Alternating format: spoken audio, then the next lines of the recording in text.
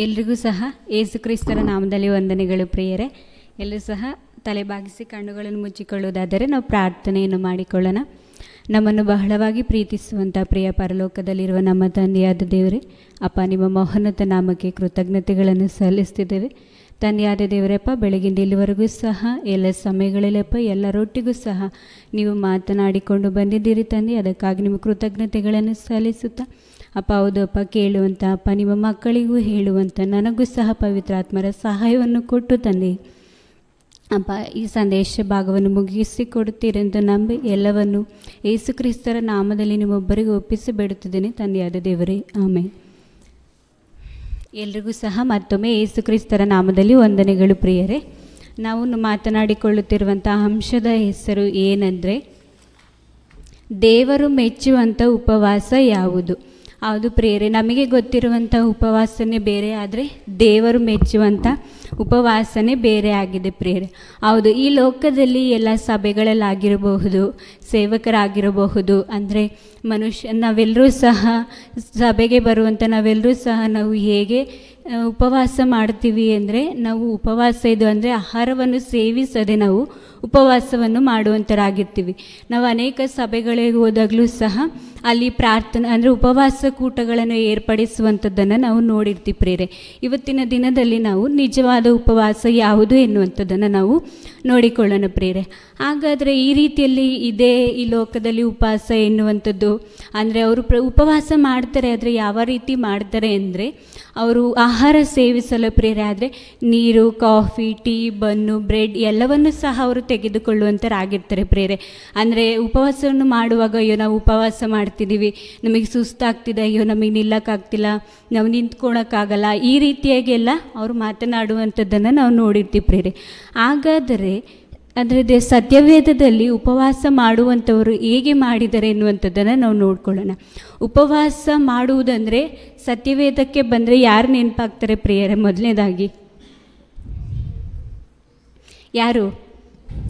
ಮೋಶೆ. ಹೌದು, ಅಂದರೆ ಹಳೆ ಒಡಂಬಡಿಕೆಯಲ್ಲಿ ನಾವು ನೋಡಿಕೊಳ್ಳುವುದಾದರೆ ದೀರ್ಘಾವಧಿಯಲ್ಲಿ ಅಂದರೆ ತುಂಬ ದಿನಗಳ ಕಾಲ ಉಪವಾಸ ಮಾಡಿರುವಂಥವ್ರು ಯಾರು?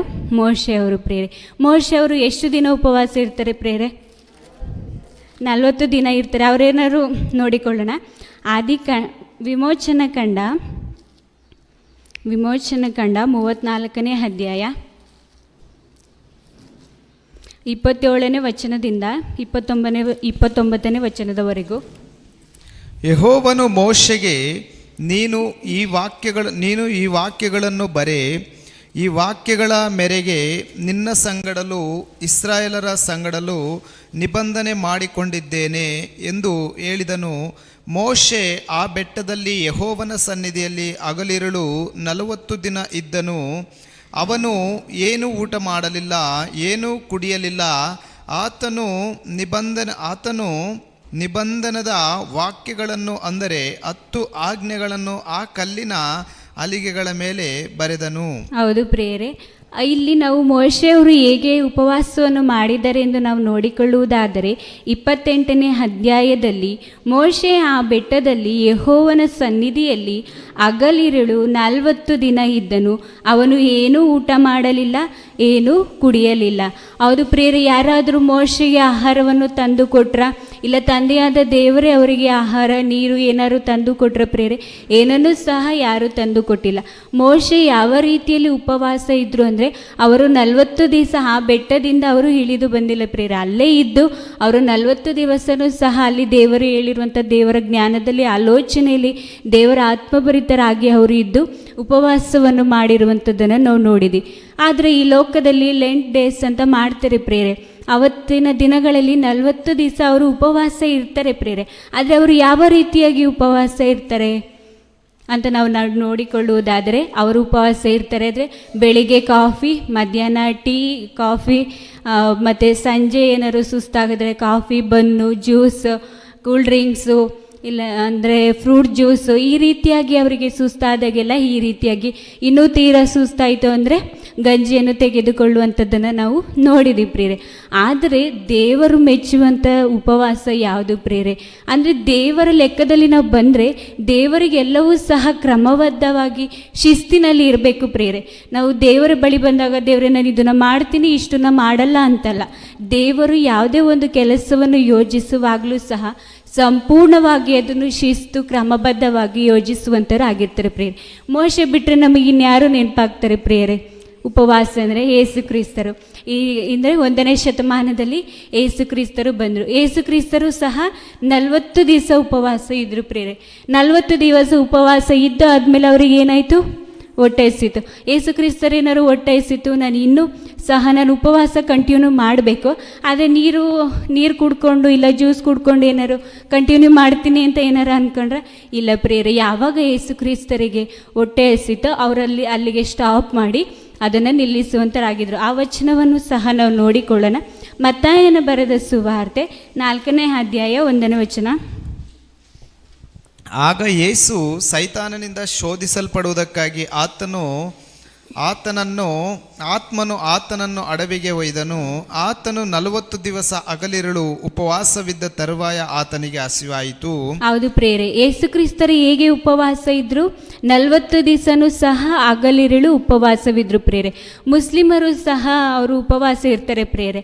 ಆ ಸಮಯದಲ್ಲಿ ಅವರು 1 ತಿಂಗಳು ಏನು ಮಾಡ್ತಾರೆ ಅಂದರೆ ನೈಟ್ ಅವರು 4 ಗಂಟೆಗೆ ಊಟ ಮಾಡ್ತಾರೆ, ಮತ್ತು ಸಂಜೆ ಅವರು ಮತ್ತೆ 6 ಗಂಟೆಗೆ ಅವರು ನಮಾಜ್ ಮುಗಿಸಿ ಅವರು ಮತ್ತೆ ಊಟವನ್ನು ಅವ್ರು ತಗೊಳ್ಳುವಂಥರಾಗಿರ್ತಾರೆ. ಈ ರೀತಿಯಾಗಲ್ಲ ಪ್ರೇರೆ. ಉಪವಾಸ ಅಂದರೆ ಯೇಸು ಕ್ರಿಸ್ತರು ಸಹ ಹಗಲಿರುಳು ಅವರು ಅಡವಿಲಿದ್ದು, ಅವರು ಈ ಅಡವಿಲಿರುತ್ತೆ ಪ್ರೇರೆ, ಹಣ್ಣು ಹಂಪಲು ಅದೆಲ್ಲ ಸಿಗುತ್ತೆ, ಬಟ್ ಆದರೂ ಸಹ ಯೇಸು ಕ್ರಿಸ್ತರು ಏನನ್ನು ತೆಗೆದುಕೊಳ್ಳದಲೇ ಉಪವಾಸ ಇದ್ದರು ಪ್ರೇರೆ. ಹಾಗಾದರೆ ಇನ್ನೂ ಅನೇಕ ಜನರು ಉಪವಾಸ ಇರುವಂಥದ್ದನ್ನು ನಾವು ನೋಡಿದ್ದೀವಿ ಪ್ರೇರೆ. ಯಜ್ರನವರನ್ನು ನೋಡಬಹುದು, ನೆಹಮಿಯವರನ್ನು ನೋಡಬಹುದು. ಅವರೆಲ್ಲರೂ ಸಹ ತಮ್ಮನ್ನು ದೀರ್ಘ ಶಾಂತಿಯಿಂದ ಅವರನ್ನು ತಗ್ಗಿಸಿಕೊಂಡು ಉಪವಾಸವನ್ನು ಮಾಡಿರುವಂಥದ್ದನ್ನು ನಾವು ನೋಡ್ತೀವಿ ಪ್ರಿಯರೇ. ನಾವೆಲ್ಲರೂ ಸಹ ಏನಕ್ಕೋಸ್ಕರ ನಾವು ಉಪವಾಸ ಮಾಡ್ತೀವಿ? ಯೇಸು ಕ್ರಿಸ್ತರು ಅಂದರೆ ಸೈತಾನನ್ನು ಈ ಲೋಕದಲ್ಲಿ ಜಯಿಸುವುದಕ್ಕಾಗಿ ಆ ಯೇಸು ಕ್ರಿಸ್ತರು ಅಂದರೆ ಶೋಧನೆಗೆ ಒಳಗಾದಾಗ ಯೇಸು ಕ್ರಿಸ್ತರು ಉಪವಾಸವನ್ನು ಮಾಡಿದ್ರು. ಹಾಗೆ ಮೋಶೆನವರು ಅವರು ಅಂದರೆ ಧರ್ಮಶಾಸ್ತ್ರವನ್ನು ಬರೆಸಬೇಕಿತ್ತು, ತಂದೆಯಾದ ದೇವರ ಆ ಪವಿತ್ರಾತ್ಮ ಭರಿತರಾಗಿ ಬರೆಸಬೇಕಿತ್ತು. ಹಾಗಾಗಿ ಮೋಶೆಯವರು ಉಪವಾಸವನ್ನು ಮಾಡಿದರು ಪ್ರೇರೆ. ಇನ್ನು ಅನೇಕ ಭಕ್ತರನ್ನು ನೋಡಬೇಕಾದ್ರೆ ಇಸ್ರಾಯೇಲಿಯರು ಸಹ ಅವರು ಉಪವಾಸ ಇರ್ತಿದ್ರು. ಅವರು ಏನಕ್ಕೋಸ್ಕರ ಇರ್ತಿದ್ರು ಅಂದರೆ ವರ್ಷದ 7ನೇ ತಿಂಗಳಲ್ಲಿ 7ನೇ ದಿನದಲ್ಲಿ ಅವರ ಪಾಪ ಪರಿಹಾರಕ್ಕೋಸ್ಕರ ಇಡೀ ದಿನ ಉಪವಾಸ ಇರ್ತಿದ್ರು ಪ್ರಿಯರೇ. ಇಡೀ ದಿನ ಉಪವಾಸ ಇಲ್ಲಾಂದರೆ ಏನಾರು ಅದರಲ್ಲಿ ಕೆಲಸ ಮಾಡಿದ್ರೆ ಇಲ್ಲ ಏನಾರು ತೆಗೆದುಕೊಂಡ್ರೆ ಅವರಿಗೆ ಏನು ಶಿಕ್ಷೆ ಇರಲಿಲ್ಲ ಪ್ರಿಯರೇ. ಡೈರೆಕ್ಟ್ ಏನಂದರೆ ಅವರ ಮರಣ ಎನ್ನುವಂಥದ್ದನ್ನೇ ದೇವರು ಕೊಟ್ಟು ಅಷ್ಟು ಶಿಸ್ತಿನ ಕ್ರಮದಲ್ಲಿ ದೇವರು ನಡೆಸ್ತಿದ್ರು. ಆದರೆ ಈಗಿನ ಕಾಲದಲ್ಲಿ ಹೇಗಿದೆ ಪ್ರಿಯರ ಉಪವಾಸ ಎಂದರೆ ಅವರಿಗೆ ಇಷ್ಟ ಬರುವಂಥ ರೀತಿಯಲ್ಲಿ ಅವರು ಉಪವಾಸಗಳನ್ನು ಮಾಡುವುದು.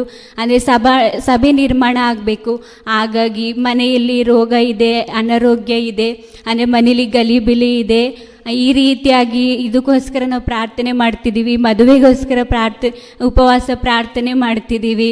ಇನ್ನು ಸಭೆಗೆ ಇನ್ನೂ ಹೆಚ್ಚಿನ ಜನ ಬರಬೇಕು, ಹಾಗಾಗಿ ಉಪವಾಸ ವ್ರತಗಳನ್ನು ಮಾಡ್ತಿದ್ದೀವಿ ಅಂತ ಈ ರೀತಿಯಾಗಿ ಮಾತನಾಡಿಕೊಳ್ತಾರೆ ಪ್ರೇರೆ. ಆದರೆ ನಿಜವಾಗಿಯೂ ಸಹ ಉಪವಾಸ ಎಂದರೇನು? ನಾವು ಏನಕ್ಕೋಸ್ಕರ ಉಪವಾಸವನ್ನು ಮಾಡಬೇಕು? ಹಾಗೆ ಪ್ರೇರೆ, ಈಗ ಸತ್ಯವೇದದಲ್ಲಿ ನಾವು ನೋಡಿಕೊಳ್ಳುವುದಾದರೆ ಎಸ್ತೇರಳು ಸಹ ಉಪವಾಸವನ್ನು ಮಾಡಿರುವಂಥದ್ದನ್ನು ನಾವು ನೋಡಿರ್ತೀವಿ ಪ್ರೇರೆ. ಏನಕ್ಕೋಸ್ಕರ ಮಾಡಿರಬೇಕು ಅಂದರೆ ಎಲ್ಲರಿಗೂ ಗೊತ್ತಿರುವಂಥ ಅಂಶ ಆಗಿರೋದ್ರಿಂದ ನಾನು ಹಾಗೆ ಮಾತನಾಡಿಕೊಳ್ತೇನೆ. ಎಸ್ತೇರ್ ರಾಣಿ ಪ್ರಿಯರೇ, ಅವಳು ಅಂದರೆ ಮದುವೆ ಆಗಿ ಅಹಷ್ವೇರೋಷನ ಮದುವೆ ಆಗಿ ಅವಳು ಅರಸನ ಜೊತೆಯಲ್ಲಿದ್ದಾಗ ಅರಸನ ಸಂಗಡ ಅಂದರೆ ಅರಸನು ಯಾರನ್ನು ಕರೀತಾರೋ ಆ ರಾಣಿಯರು ಮಾತ್ರ, ಆ ಹೆಂಡತಿಯರು ಮಾತ್ರ ಅರಸನ ಬಳಿ ಹೋಗಬೇಕು ಪ್ರಿಯರೇ. ಅಂಥ ಸಮಯದಲ್ಲಿ ಎಸ್ತೇರ್ ರಾಣಿಗೆ ಅವಕಾಶ ಬಂದಿರಲಿಲ್ಲ ಪ್ರಿಯರೇ. ಕಾಯ್ತಿದ್ಲು, ಆದರೂ ಸಹ ಅವಕಾಶ ಬಂದಿರಲಿಲ್ಲ. ಅವಕಾಶವನ್ನು ಕೊಡದಲೇ, ರಾಜನ ಅವಕಾಶ ಕೊಡದಲೇ ರಾಣಿಯು ಹೋದರೆ ಅವರನ್ನು ಏನು ಮಾಡ್ತಾರೆ ಪ್ರಿಯರೇ? ಕೊಲ್ಲುವಂಥದ್ದೇ.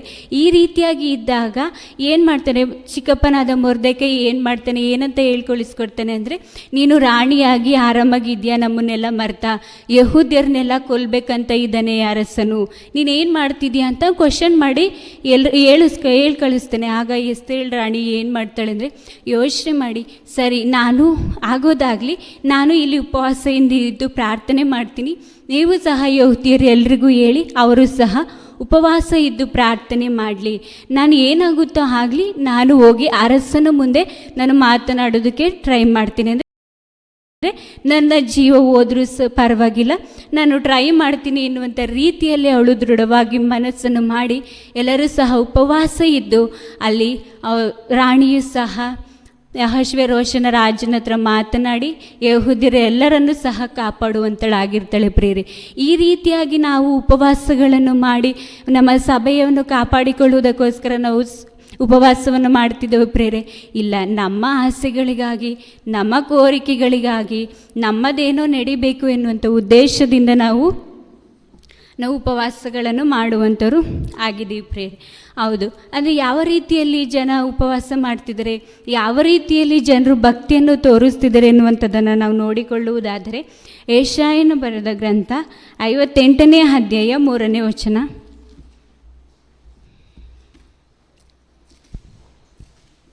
ನಾವು ಉಪವಾಸ ಮಾಡಿದ್ದೇವೆ, ನೀನು ಏಕೆ ಕಟಾಕ್ಷಿಸುವುದಿಲ್ಲ, ನಮ್ಮ ಆತ್ಮವನ್ನು ಕುಂದಿಸಿಕೊಂಡಿದ್ದೇವೆ, ನೀನು ಗಮನಿಸದಿರುವುದೇಕೆ ಅಂದುಕೊಳ್ಳುತ್ತಾರೆ.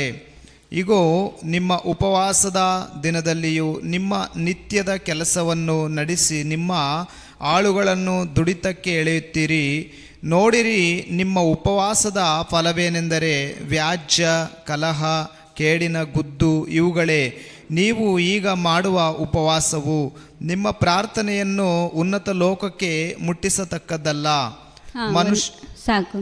ಹೌದು ಪ್ರೇರೆ, ನಾವು ಮಾಡುವಂಥ ಉಪವಾಸ ಹೇಗಿದೆ ಅಂತ ನಾವು ದೇವರೇ ಅವರ ಮನದಾಳದ ಮಾತನ್ನು ಬರೆಸಿದರೆ ಪ್ರೇರೆ, ಅದನ್ನು ನಾವು ನೋಡಿಕೊಳ್ಳುವುದಾದರೆ, ನಾವು ಉಪವಾಸ ಮಾಡಿದ್ದೇವೆ, ನೀವು ಏಕೆ ಕಟಾಕ್ಷಿಸುವುದಿಲ್ಲ, ನಮ್ಮ ಆತ್ಮವನ್ನು ಕುಂದಿಸಿಕೊಂಡಿದ್ದೇವೆ, ನೀನು ಗಮನಿಸದಿರುವುದೇಕೆ ಅಂದುಕೊಳ್ಳುತ್ತಾರೆ. ಹೌದು ಪ್ರೇರೆ, ಅಂದರೆ ಇಸ್ರೇಲ್ ಜನರೆಲ್ಲ ನಾವು ಉಪವಾಸ ಮಾಡ್ತಿದ್ದೀವಿ, ಪ್ರಾರ್ಥನೆಗಳನ್ನು ಮಾಡ್ತಿದ್ದೀವಿ, ದೇವರು ಏನಕ್ಕೆ ಸದುತ್ತರ ಪಾಲಿಸ್ತಿಲ್ಲ, ದೇವರು ನೋಡ್ತಿಲ್ವಾ, ಕೇಳ್ತಿಲ್ವಾ ಎನ್ನುವಂತಹದ್ದನ್ನು ದೇವರಿಗೆ ಅವರು ಕ್ವಶನ್ ಮಾಡುವಂಥದ್ದನ್ನು ನಾವು ಇಲ್ಲಿ ನೋಡ್ತಿದ್ದೀವಿ ಪ್ರೇರೆ. ಹಾಗಾದರೆ ಇಲ್ಲಿ ದೇವರವರಿಗೆ ಉತ್ತರವನ್ನು ಕೊಡುತ್ತಿರುವಂಥದ್ದನ್ನು ನಾವು ನೋಡುವುದಾದರೆ, ಈಗ ನಿಮ್ಮ ಉಪವಾಸ ದಿನದಲ್ಲಿಯೂ ನೀವು ನಿಮ್ಮ ನಿತ್ಯದ ಕೆಲಸವನ್ನು ನಡೆಸಿ ನಿಮ್ಮ ಆಳುಗಳನ್ನು ದುಡಿಯಕ್ಕೆಳೆಯುತ್ತೀರಿ. ನೋಡಿರಿ, ನಿಮ್ಮ ಉಪವಾಸದ ಫಲವೇನೆಂದರೆ ವ್ಯಾಜ, ಕಲಹ, ಕೇಡಿನ ಗದ್ದು ಇವುಗಳೇ. ಅದು ಪ್ರೇರಿ, ಇವಾಗ ನಾವು ಒಂದು ಉಪವಾಸ ಕೂಟಕ್ಕೆ ಬಂದಿದ್ದೀವಿ ಅಂದರೆ, ಪ್ರಾರ್ಥನಾಲಯಕ್ಕೆ ಬಂದಿದ್ದೀವಿ ಅಂದರೆ, ಮನೇಲಿ ಏನೋ ಒಂದು ಗಲಿಬಿಲಿ ಆಗಿರುತ್ತೆ ಪ್ರೇರೆ. ಆ ಸಮಯದಲ್ಲಿ ಏನು ಮಾಡ್ತೀವಿ ಅಂದರೆ, ಈ ರೀತಿ ನಾವು ಫೋನ್ ಮಾಡಿ ಬೈಯುವಂಥವ್ರು ಸಹ ಆಗಿರ್ತೀವಿ. ನಾವು ಉಪವಾಸ ಮಾಡ್ತಿದ್ದೀವಿ ಅಂದರೆ ಒಳ್ಳೆ ರೀತಿಯಲ್ಲಿ ಇರಲ್ಲ ಪ್ರೇರೆ. ನಾವು ಮಾತನಾಡುವಂಥದ್ದು ಇನ್ನೊಬ್ಬರನ್ನು ನೋಡಿ, ಇಲ್ಲಿ ಸಭೆಯಲ್ಲೇ ನಾವು ಇನ್ನೊಬ್ಬರನ್ನು ನೋಡಿ ಹೊಟ್ಟೆ ಕಿಚ್ಚು ಪಡುವಂಥದ್ದು, ಏನಾದ್ರು ಒಂದು ಕಾರ್ಯವನ್ನು ನಾವು ಮಾಡಿರ್ತೀವಿ ಪ್ರೇರೆ. ಇಂಥ ಉಪವಾಸಗಳನ್ನು ನಾವು ಮಾಡ್ತಿದ್ದೀವಿ ಅಂದರೆ ನಾವು ಹೇಳಿದ್ರೆ ಅದು ಸುಳ್ಳಾಗುತ್ತೆ ಪ್ರೇರೆ, ಅದೇ ಸತ್ಯವೇದನೆ ಹೇಳ್ತಿದ್ದಾರೆ ಏನಂತ, ನೀವು ಉಪವಾಸ ಇದ್ದಾಗ ಈ ಥರ ಕಾರ್ಯ ಮಾಡ್ತೀರಂತ ಸತ್ಯವೇದನೆ ನಮ್ಮೆಲ್ರಿಗೂ ಸಹ ತಿಳಿಸಿಕೊಡುವಂಥದ್ದಾಗಿದೆ ಪ್ರೇರೆ. ನಿಮ್ಮ ಉಪವಾಸದ ಫಲವೇನೆಂದರೆ ವ್ಯಾಜ, ಕಲಹ, ಕೇಡಿನ ಗುದ್ದು ಇವುಗಳೇ. ನೀವು ಈಗ ಮಾಡುವ ಉಪವಾಸವು ನಿಮ್ಮ ಪ್ರಾರ್ಥನೆಯನ್ನು ಉನ್ನತ ಲೋಕಕ್ಕೆ ಮುಟ್ಟಿಸತಕ್ಕದ್ದಲ್ಲ. ಏನಾಗಿದೆ ಅಂತ ಪ್ರೇರೆ, ನಾವು ಮಾಡುವಂಥ ಉಪವಾಸ ದೇವರಿಗೋಸ್ಕರನೇ ಅಲ್ವಾ, ದೇವರು ನೋಡ್ತಿದ್ದಾರೆ, ಅದನ್ನ ದೇವರು ನೋಡಿ ನಮ್ಮ ಉಪವಾಸವನ್ನು ನೋಡಿ, ನಾವು ಉಪವಾಸ ಇರುವಂಥದ್ದನ್ನು ನೋಡಿ ದೇವರು ನಮಗೆ ಸದುತ್ತರವನ್ನು ಕೊಡಬೇಕು ಅಂತ ತಾನೆ ನಾವೆಲ್ಲರೂ ಸಹ ಉಪವಾಸ ಇರುವಂಥದ್ದು. ಆದರೆ ದೇವರು ಅಲ್ಲಿ ಸಲ್ತಿದೆಯೇ ಪ್ರಿಯರೇ ನಮ್ಮ ಉಪವಾಸ?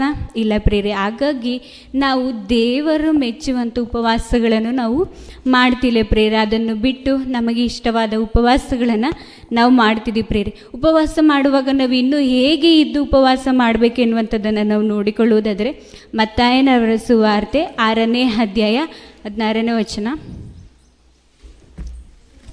ಇದಲ್ಲದೆ ನೀವು ಉಪವಾಸ ಮಾಡುವಾಗ ಕಪಟಿಗಳಂತೆ ಮುಖವನ್ನು ಸಪ್ಪಗೆ ಮಾಡಿಕೊಳ್ಳಬೇಡಿರಿ.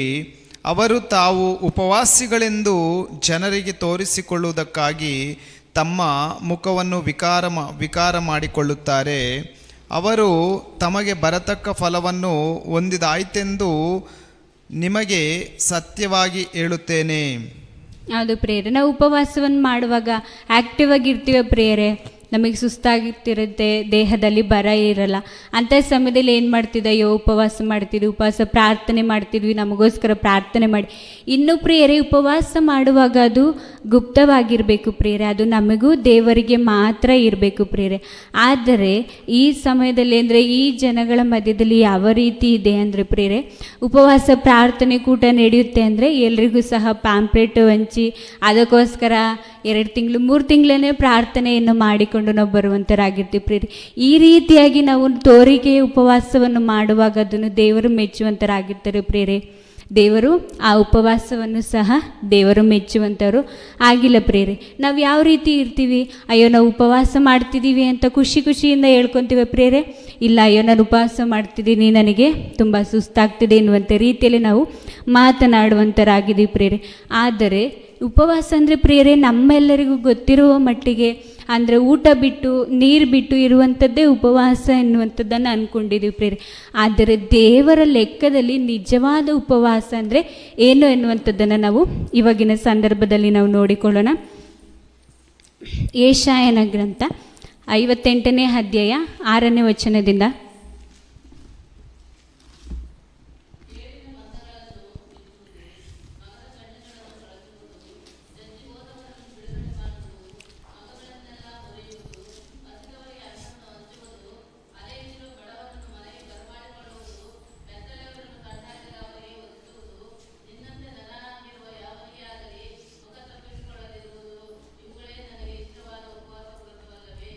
ಓಕೆ, 5ನೇ ಅಧ್ಯಾಯದಿಂದ ವಚನದಿಂದ ಓದಿಕೊಳ್ಳೋಣ. ಮನುಷ್ಯನು ತನ್ನ ಆತ್ಮವನ್ನು ಕುಂದಿಸಿಕೊಳ್ಳುವುದಕ್ಕಾಗಿ ನಾನು ನೇಮಿಸಿದ ಉಪವಾಸ ದಿನವು ಇಂಥದ್ದು. ಒಬ್ಬನು ಜೋಡಿನಂತೆ ತಲೆಯನ್ನು ಬೊಗ್ಗಿಸಿಕೊಂಡು ಗೋಣಿತಟ್ಟನ್ನು ಬೂದಿಯನ್ನು ಆಸನ್ನು ಮಾಡಿಕೊಳ್ಳುವುದು ಯೆಹೋವನಿಗೆ ಸಮರ್ಪಕವಾದ ಉಪವಾಸ ಎನ್ನುತ್ತೀರೋ?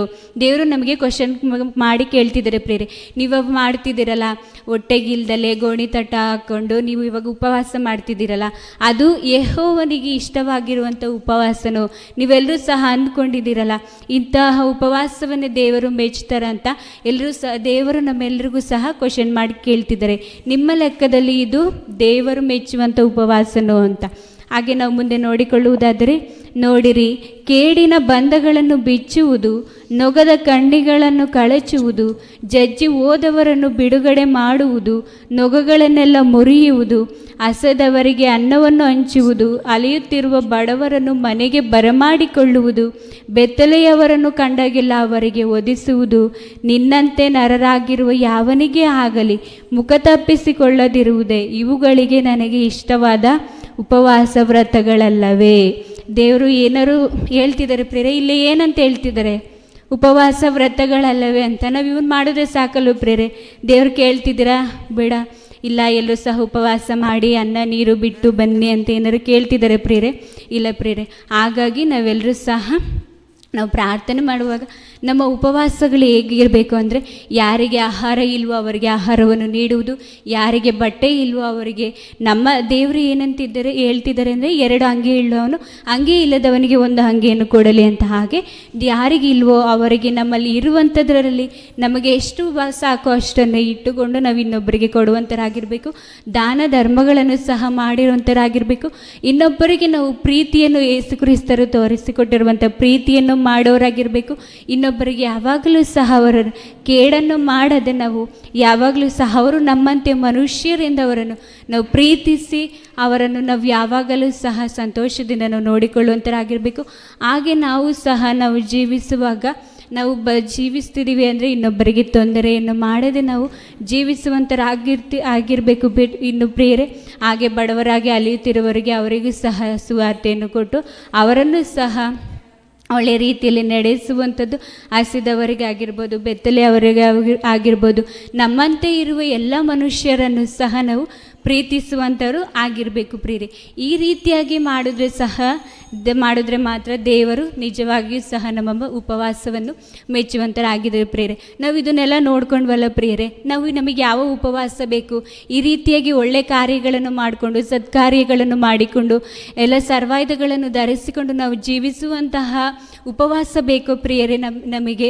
ಇಲ್ಲಾಂದರೆ ನಾವು ಆಹಾರ ನೀರನ್ನು ಬಿಟ್ಟು ಉಪವಾಸ ಇದ್ದು ನಮ್ಮ ದೇಹವನ್ನು ಕುಂದಿಸಿಕೊಂಡು ನಮ್ಮನ್ನು ನಾವು ವೀಕ್ ಮಾಡ್ಕೊಳ್ಳೋದು ಬೇಕು ಎನ್ನುವಂಥದ್ದನ್ನು, ದೇವರು ಮೆಚ್ಚುವಂಥ ಉಪವಾಸನ ನೋಡಿದ್ದೀವಿ, ದೇವರಿಗೆ ಇಷ್ಟವಾಗದಂಥ ಉಪವಾಸವನ್ನು ನೋಡಿದ್ದೀವಿ ಪ್ರಿಯರೇ. ಎರಡರಲ್ಲಿ ಯಾವುದು ಬೇಕು ಎನ್ನುವಂಥದ್ದನ್ನು ನಾವೇ ಆರಿಸಿಕೊಂಡು ಆಲೋಚನೆ ಮಾಡಿ ನಾವು ತಿಳಿದುಕೊಳ್ಳುವಂಥರಾಗಿರಬೇಕು. ಎಲ್ಲರೂ ಸಹ ಕಣ್ಣು ಮುಚ್ಚಿಕೊಳ್ಳುವುದನ್ನು ಪ್ರಾರ್ಥನೆ ಮಾಡಿಕೊಳ್ಳೋಣ.